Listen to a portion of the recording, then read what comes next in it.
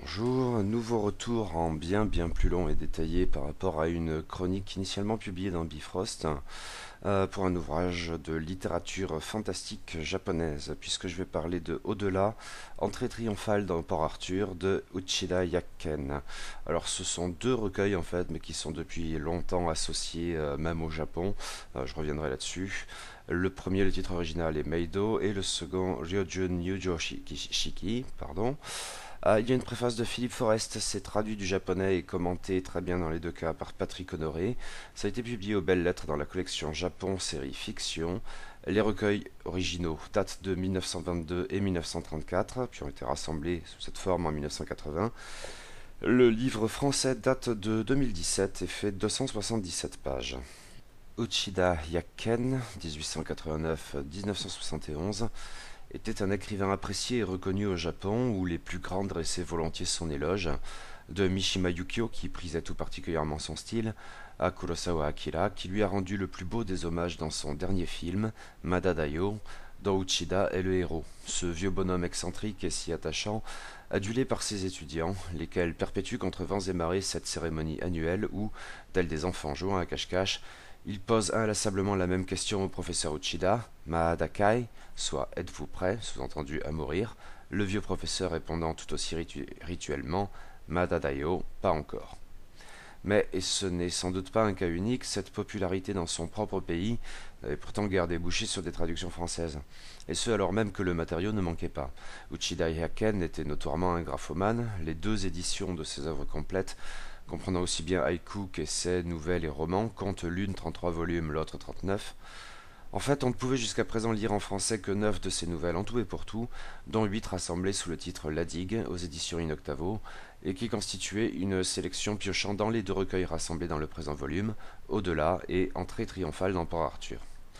Or, l'auteur lui-même avait incité à les publier ensemble. En effet, les stocks de son premier recueil de nouvelles, paru en 1922, avaient été détruits lors du grand tremblement de terre du Kanto l'année suivante.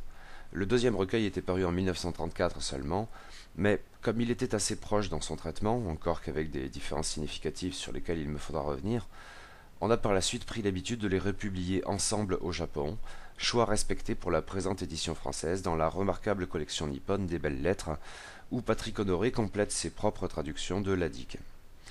Et sans doute était-il bien temps de publier cet ensemble en intégralité, parce que ces 47 nouvelles, tout de même, on en compte 18 pour Au-delà et 29 pour Entrée triomphale dans Port Arthur.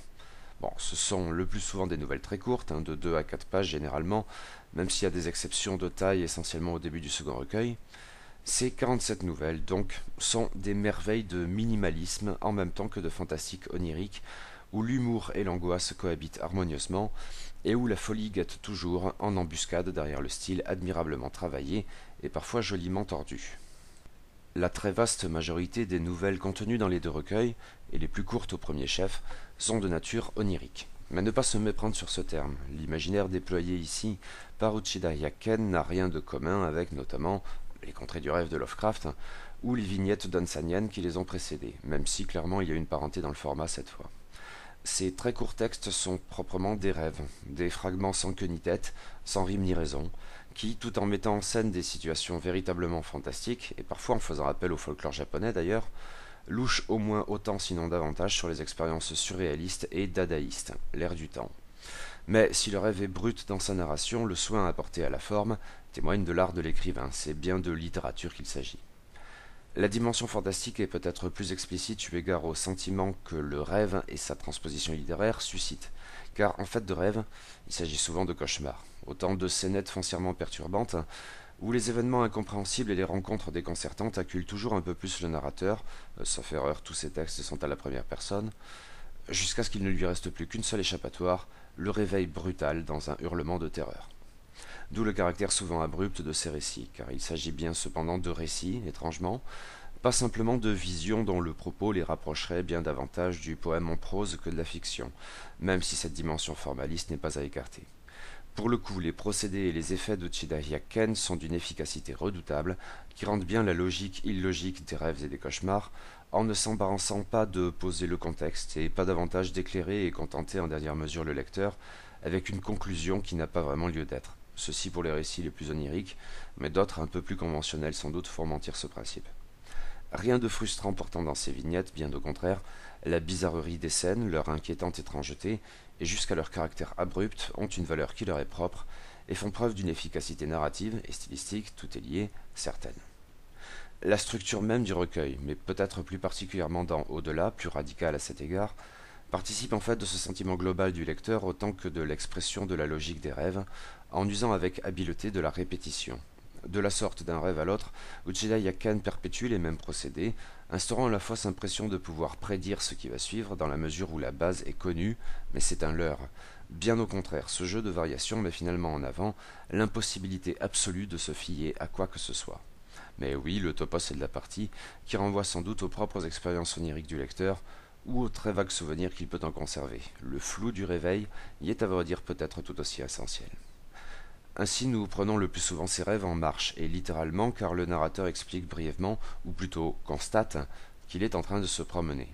La plupart du temps nous n'avons aucune idée d'où il vient et d'où il va, sans doute parce que lui-même n'en sait rien, et que cela n'a aucune importance. Cette mécanique de la marche est très évocatrice, et peut-être plus encore du fait de la récurrence d'un même décor avec de subtiles différences, la digue, lieu privilégié des expériences étranges entre deux mondes. Au-delà de ce décor quasi systématique dans Au-delà, plus discret dans Entrée triomphale dans Port Arthur, Uchida Yakan use d'autres procédés typiquement oniriques qui parcourent l'ensemble du recueil. Un des plus saisissants et parfois terrifiants consiste à confronter le narrateur à des individus de rencontre dont le discours est parfaitement incompréhensible. Soit que leur charabia évoque tout au plus une langue étrangère ou extraterrestre à ce stade, dans le sentiment d'aliénation est alors prégnant, langue en tout cas inconnue du narrateur, soit que leurs phrases, toutes japonaises qu'elles soient, ne signifient absolument rien, constituées qu'elles sont à la façon de cadavres exquis. C'est une autre manière de mettre en scène une barrière entre le narrateur et le monde inquiétant qu'il arpente malgré qu'il en est. La distorsion entre les sentiments, les actes et les paroles joue un peu dans le même registre. Les personnages se voient régulièrement contraints par des forces qu'ils n'appréhendent pas très clairement, mais qui résident probablement dans leur inconscient, à des réactions par essence déplacées dans leur contexte, mais pas moins irrésistibles. Une surtout participe étrangement du cauchemar dans ce qu'il a de plus insoutenable, et c'est le rire. Car le double recueil s'avère souvent très drôle. Certaines nouvelles d'au-delà et d'entrée triomphale dans Port Arthur sont angoissantes, voire horrifiques, d'autres sont clairement humoristiques. Peut-être davantage en accord avec l'image ultérieure de l'auteur d'ailleurs. Mais déjà ici, il use régulièrement de thèmes qui deviendront récurrents dans la suite de son œuvre et qui seront le plus souvent propices au rire, même si pas uniquement. Et au premier chef, le personnage crawlant sous les dettes et empruntant à tous ses amis sans le moindre espoir de leur rendre un jour leur dû. Une allusion clairement personnelle car l'auteur, un peu déclassé, était connu pour être dépensier et pour taper ses proches. Il s'amuse donc de ses propres traits de caractère, même chose d'ailleurs pour certains triangles amoureux évoqués de manière plutôt burlesque.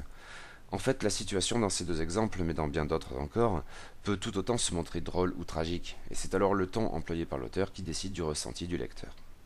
Mais justement, certaines nouvelles horrifiques, d'autres humoristiques, oui, mais les meilleures sont souvent les deux à la fois. Elles parviennent à atteindre cet équilibre très instable, là où des décennies de cinéma fantastique y ont le plus souvent échoué. Le rire est alors un outil du cauchemar et de poids. En tant que tel, ce rire cauchemardesque est souvent associé au thème de la folie qui guette, lequel s'exprime cependant surtout dans Entrée triomphale dans Port Arthur, et notamment dans les nouvelles bien plus longues qui ouvrent ce recueil et qui s'éloignent de la matière et des procédés proprement oniriques. Pour le coup, c'est bel et bien à des nouvelles que nous avons affaire sans plus d'ambiguïté. Ces textes n'ont pas le caractère abrupt des rêves pris en marche, et s'achevant sans plus de raison qu'ils n'ont commencé, le cas échéant dans le hurlement de terreur du rêveur qui revient à la réalité. C'est que, justement, c'est peut-être alors la réalité qui se montre ici menaçante, sans pour autant quitter les terres du fantastique, mais en abordant le genre différemment, sur un mode davantage ambigu, presque canonique en fait, à en croire du moins nombre d'exégètes. Ces récits n'étant pas des rêves de manière évidente, le sens à accorder à ce qui s'y produit varie forcément du tout au tout, et c'est, sinon le monde, le narrateur qui est malade. Citons-le brièvement dans la nouvelle Chapeau melon, page 130. Cela me rappelait l'histoire de l'homme qui visite un asile d'aliénés. Il demande à un patient « Pourquoi êtes-vous ici ?» Pour divergence d'opinion. C'est impossible, voyons. C'est pourtant la vérité. Je prétends que tout le monde est fou, et eux, ils sont d'avis que c'est moi. Mais évidemment, ils ont le nombre pour eux. Ici-bas, tout se décide à la majorité. Cette folie, plus ou moins latente, est à vrai dire le thème central de ces plus longues nouvelles, mais il imprègne en fait l'ensemble d'Entrée triomphale dans Port Arthur, même quand ce second recueil semble retrouver la matière onirique d'au-delà par la suite.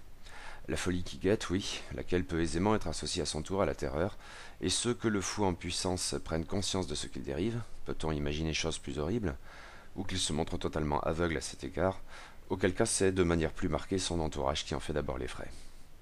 La plus longue nouvelle du recueil, Chapeau melon, en est probablement le meilleur témoignage. C'est un texte admirable, un sommet de cette compilation. Dans une veine qui a pu me rappeler, à tort ou à raison, certaines nouvelles d'Akutagawa Ryunosuke, forcément, j'y reviendrai, notamment parmi les plus tardives lues dans La vie d'un idiot, Uchida Yaken met en scène un narrateur guère aimable et auquel il s'identifie probablement, dont le quotidien névrosé, sinon psychotique, s'avère finalement contaminer son entourage, et au premier chef un autre écrivain, en qui nous étions tentés de voir une sorte de doppelganger, mais j'y reviens de suite.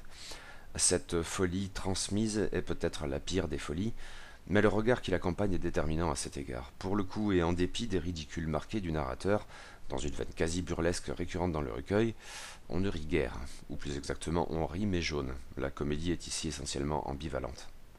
Mais bien d'autres exemples piochés dans Très triomphal dans Port Arthur pourraient compléter l'éloquent et fascinant tableau de Chapeau melon.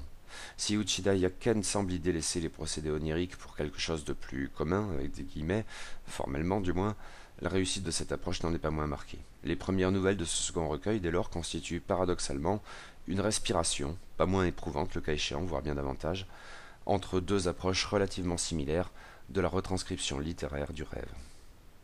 Les récits d'au-delà et d'entrée triomphale dans Port Arthur, de par leur nature essentiellement onirique, n'ont pas forcément de raison de faire appel à un bestiaire proprement fantastique. Cependant, ils n'y rechignent pas le cas échéant. De manière générale, on peut trouver dans ces nouvelles des thèmes récurrents du genre au-delà du seul Japon, dont quelques fantômes ça et là, ou même une sorte de loup-garou, mais peut-être avant tout des variations sur le double, ou plutôt du doppelganger, qualificatif qui aurait, j'imagine, eu la préférence de notre auteur, alors jeune germaniste. C'est peut-être plus particulièrement marqué dans le second recueil, et au-delà cette fois des seuls fragments oniriques. En fait, les nouvelles autrement longues et plus classiquement structurées qu'il ouvre en sont probablement les témoignages les plus flagrants, en relation directe avec l'idée motrice de la folie qui guette. Ainsi donc de Chapeau melon, d'une manière pourtant surprenante.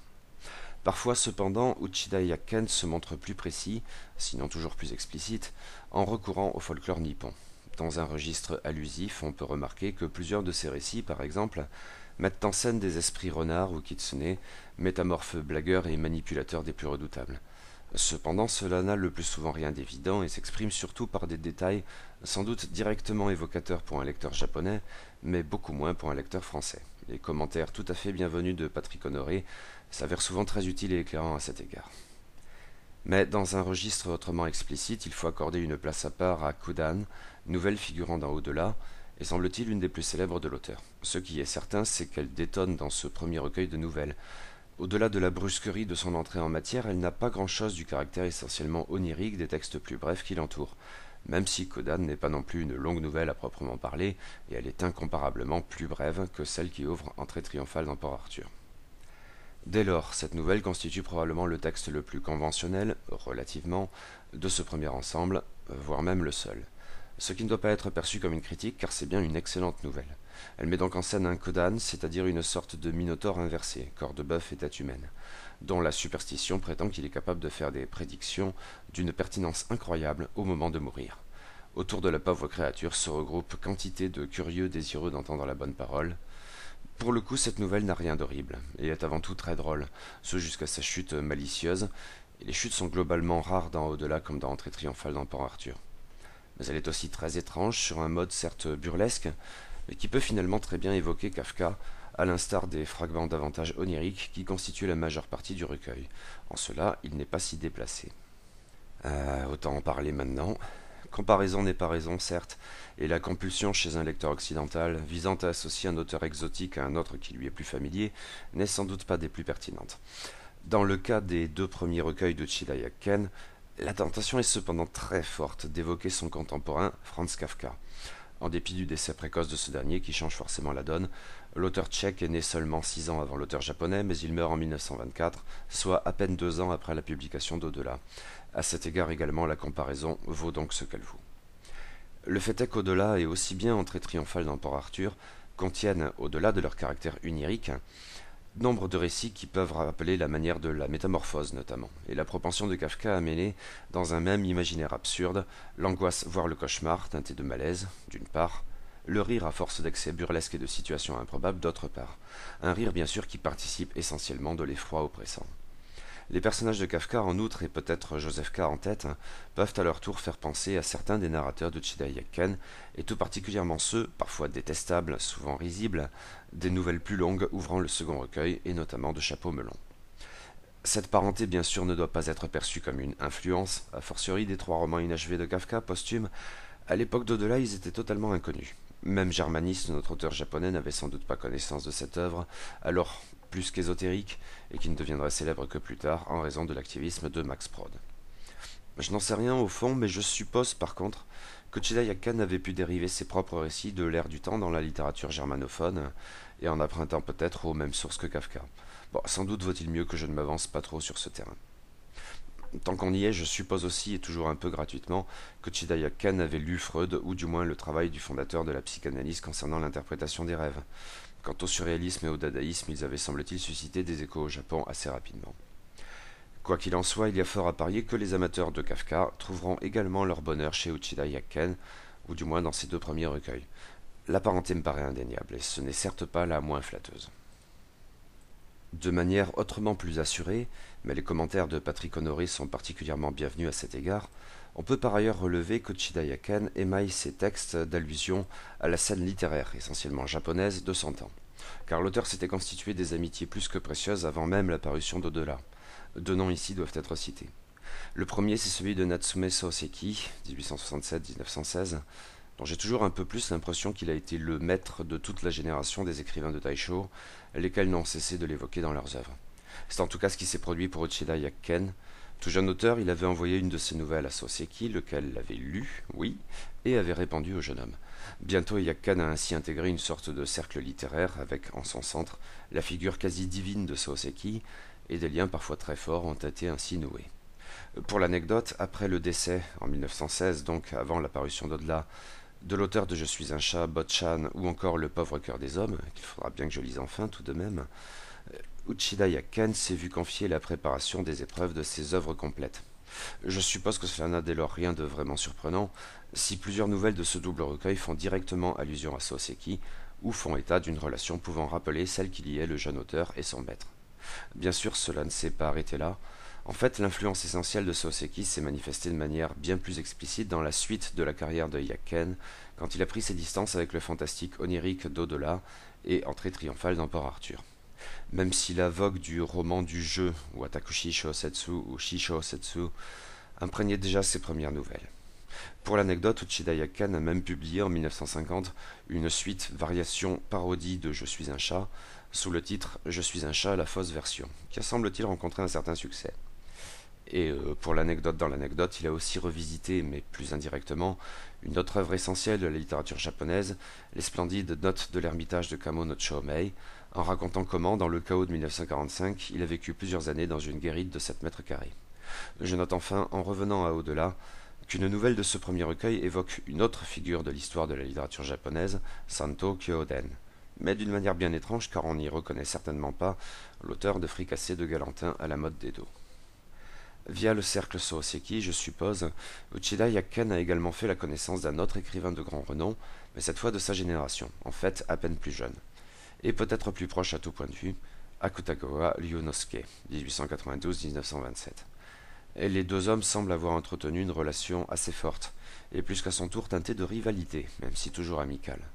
En fait, au-delà est semé d'allusions plus ou moins explicites à l'auteur et à cette aimable concurrence, au point même de l'allégorie peut-être.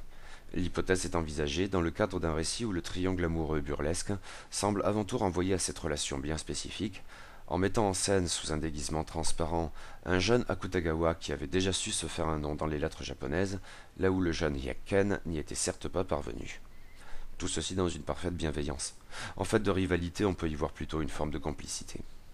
Bien sûr, la donne change à l'époque d'entrée triomphale dans Port Arthur, recueil paru en 1934, soit 7 ans après le retentissant suicide de l'auteur de la Shomon, motivé par une vague inquiétude. Notons d'ailleurs qu'un des derniers textes qu'il avait publié était un essai littéraire sur Uchida Yakken. Les allusions demeurent donc dans les nouvelles du second recueil, mais sont d'ordre variable, car certaines avaient été écrites avant ce drame, d'autres après seulement, d'un ton forcément plus mélancolique. Quoi qu'il en soit, il y avait bien d'une certaine parenté entre les 2 auteurs. J'avais évoqué plus haut les textes réalistes de La vie d'un idiot, Mais les contes fantastiques, ou weird, pourquoi pas, d'Akutagawa, pourraient tout autant entrer en résonance avec les expériences oniriques de Chida.